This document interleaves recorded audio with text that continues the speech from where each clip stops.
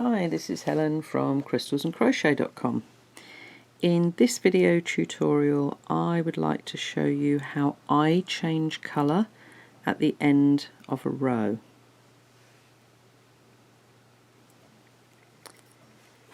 Now it's very easy to start a row with a standing stitch or to do a slip stitch where we just literally pull up a loop and then make a chain start like that.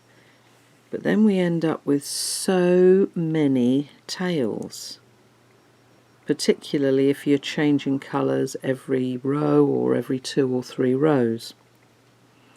Okay, so I would like to show you how I change colours with no tail ends to work in at all. Okay, so I've come to the end of a row and now I want to change colours, but I don't want to have all these tail ends like I would normally have if I started just with a standing stitch or with a slip stitch and chain start.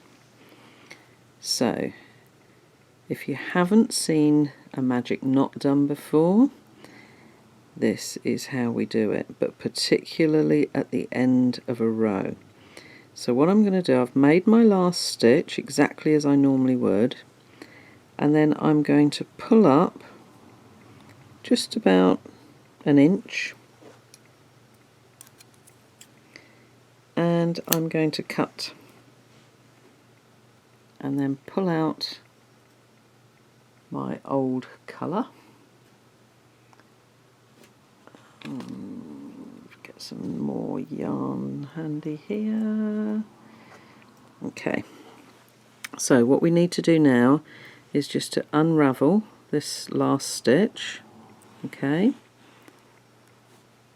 I always just pop my hook back in there just so that it doesn't end up unraveling even more. Okay, now 1 inch at the end was the bit that was coming up from that stitch. So here we go. Take your new colour yarn, pass it under the yarn you've just used, over the top, over again, and then through. Okay, let me just show you that again. Under the old yarn, over the old yarn, over the new yarn, under and through the centre, and pull it really tight. Okay, now take your old yarn and you're going to go under the new yarn, over the old yarn, under the old yarn. Now this is the bit where you need to be careful, because you need, for this little bit at the top of this knot, to just be that inch that you cut off. So just ease it gently till you get the right length, pull tight, hold the old yarn, hold the new yarn and pull.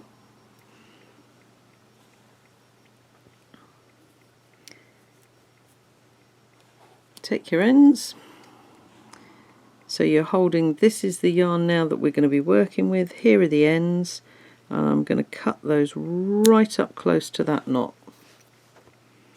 Okay, and if I pull on that, it's definitely not going to come undone.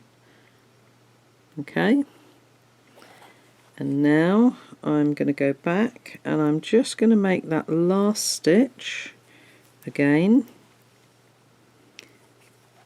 And as I do that second yarn over and pull through, you'll see that now my new row will be started with my new colour. So I can turn and I can either make a starting stitch excuse me, or a chain start. there's the knot that's just sitting on the side of the work. Now when you actually join two pieces together, those knots will be completely hidden in the join. Okay, so if you work in this way, you will literally have two tail ends, one at the beginning and one at the end. That's all you'll have to sew in.